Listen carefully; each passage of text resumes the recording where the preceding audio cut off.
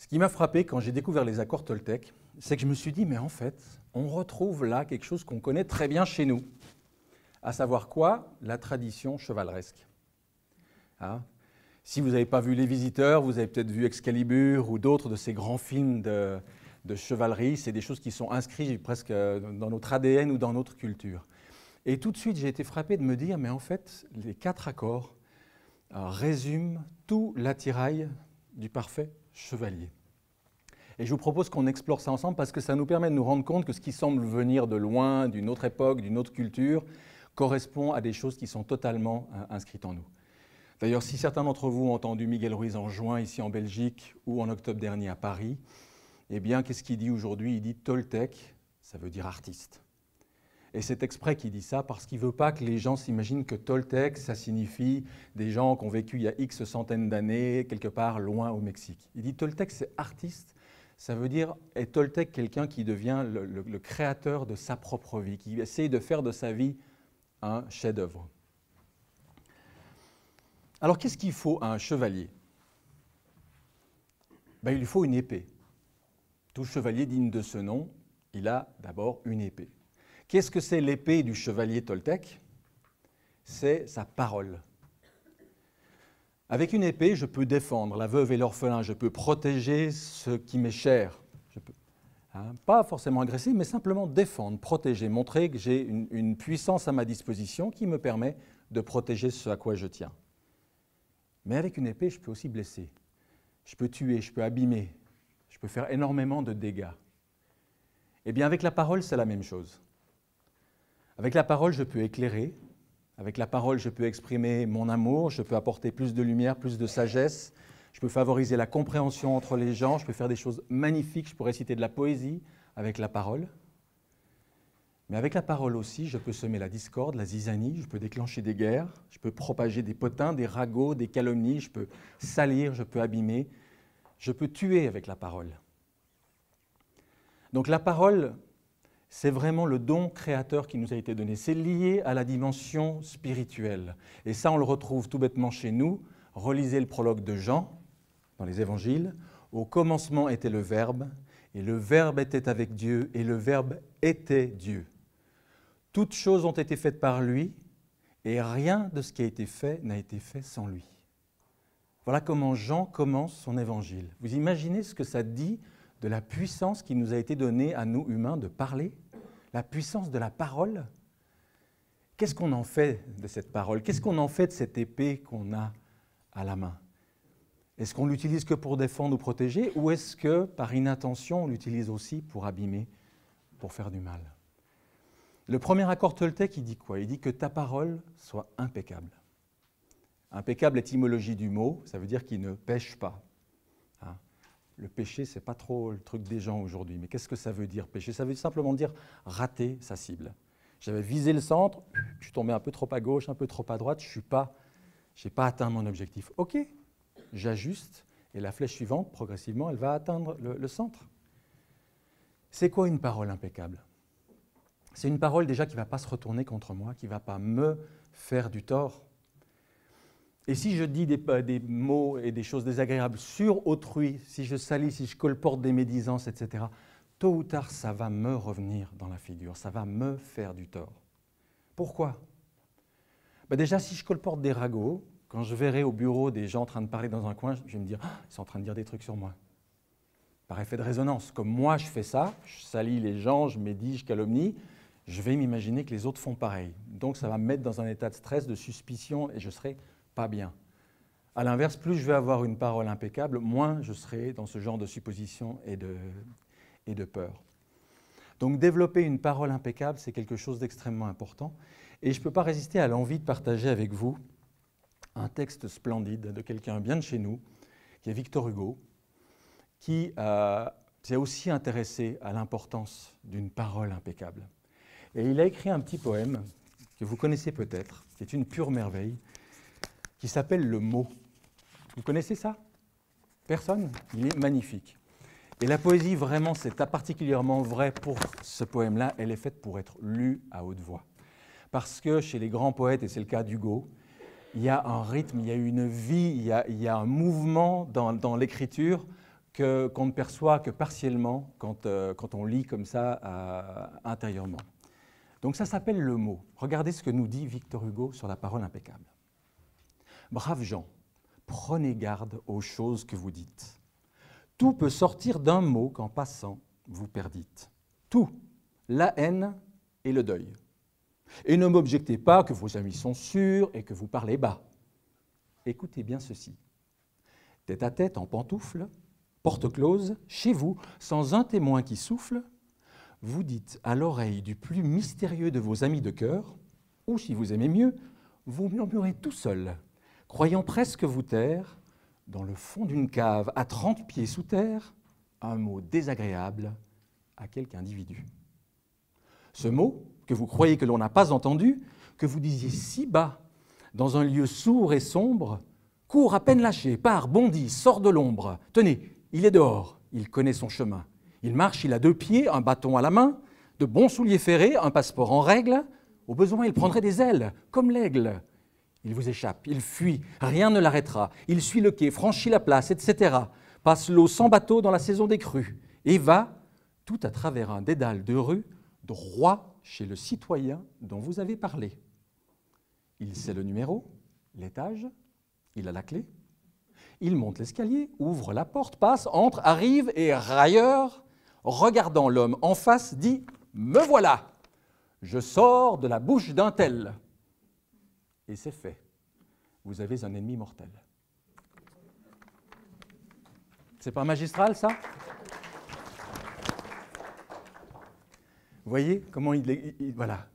Quelles sont les conséquences d'un petit mot, d'une petite remarque qu'on lâche? Ça paraît anodin de répéter une calomnie. Quelqu'un me dit un truc, tu sais pas quoi, machine, il paraît que ceci, cela, etc. Et puis moi, vite, je m'empresse de le répéter à quelqu'un d'autre en y ajoutant un petit peu de mon fiel à moi. Ça paraît pas grand-chose. Et oui, mais vous avez déjà regardé une toile d'araignée, comment c'est fait? C'est fait de dizaines, de centaines de petits fils reliés les uns aux autres. Eh bien, la toile d'araignée, elle symbolise la toile que nous tissons les uns et les autres ensemble, inconsciemment, chaque fois que nous propageons une rumeur. 1, 2, 3, 4, 5, 10, 100 personnes, et on a 1, 2, 3, 4, 5, 10, 100 fils, et on a une belle toile d'araignée bien gluante dans lesquelles la personne va se faire prendre.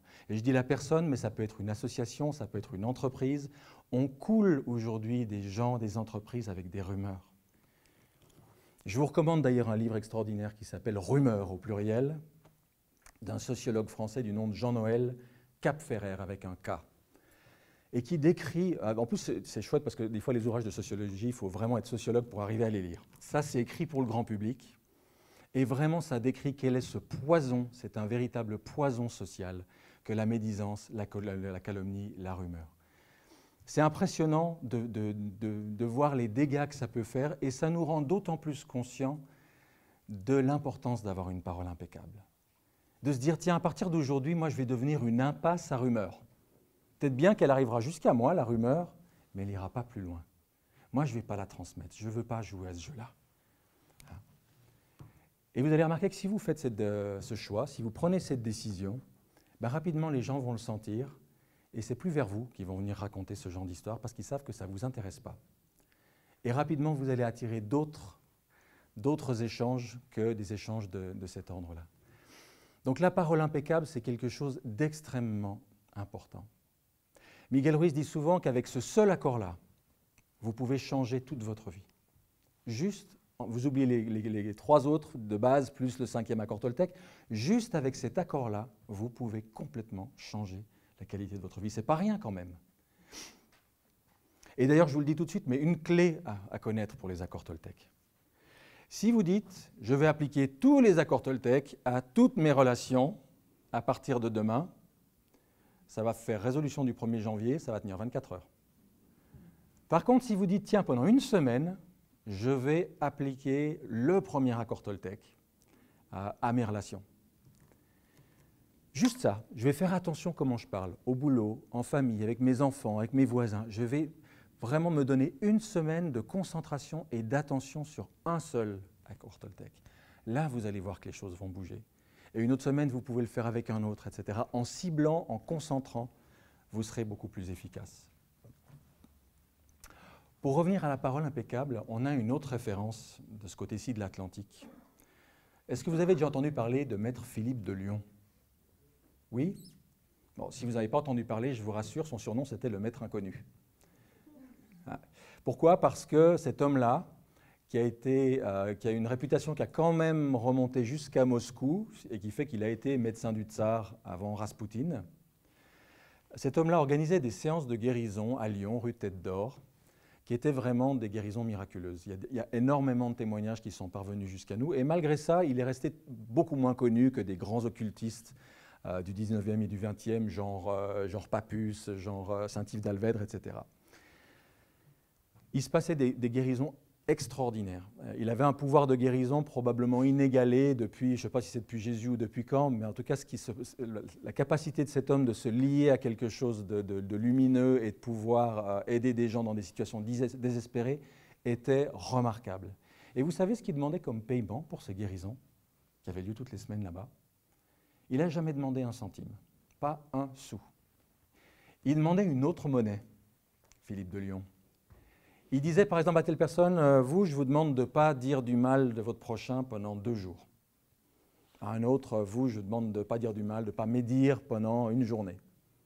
Même une fois, il y a une dame qui était là, il lui a dit, oh vous, je ne peux même pas vous demander de ne pas dire du mal du prochain pendant 2 heures, vous n'y arriverez pas.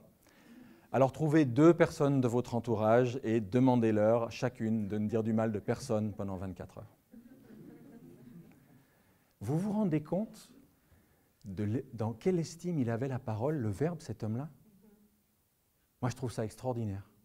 Le seul paiement, tout ce qu'il voulait, c'est que les gens transforment leur usage de la parole, qu'ils aient une parole impeccable, qu'ils aient une parole saine, constructive, lumineuse, au lieu d'avoir une parole qui salit, qui médit, etc. Donc ce premier accord, il est fondamental. Alors après, il va loin si on veut le creuser, parce que c'est quoi une parole impeccable? C'est juste quand je parle aux autres? Non. C'est aussi comment je me parle tout seul dans la tête.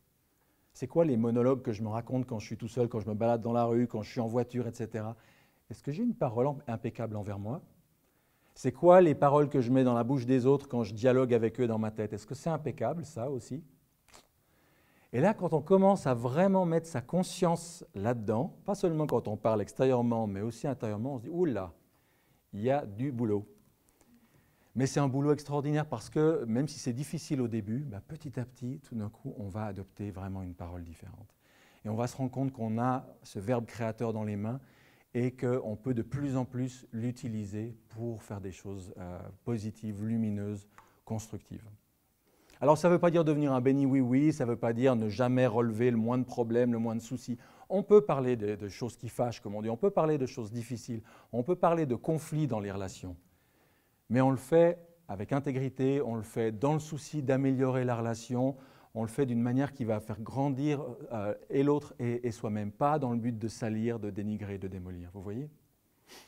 C'est pour ça que des fois je rajoute « ayez une parole impeccable », mais que votre silence soit impeccable aussi. C'est-à-dire que vous n'utilisez pas le silence, le fait de vous taire pour cacher des choses et puis que vos relations se pourrissent autour de vous sans que personne n'ait jamais vu d'où ça venait. Osez avoir une parole qui est saine, qui est constructive, mais qui sait aussi dans les moments où il faut être ferme et poser les choses qui ont besoin d'être réglées. Donc voilà, c'est un accord essentiel, ce n'est pas pour rien qu'il vient en premier, parce qu'il nous lie vraiment à quelque chose sur lequel, en mettant notre conscience, notre attention, on va pouvoir faire des transformations extraordinaires.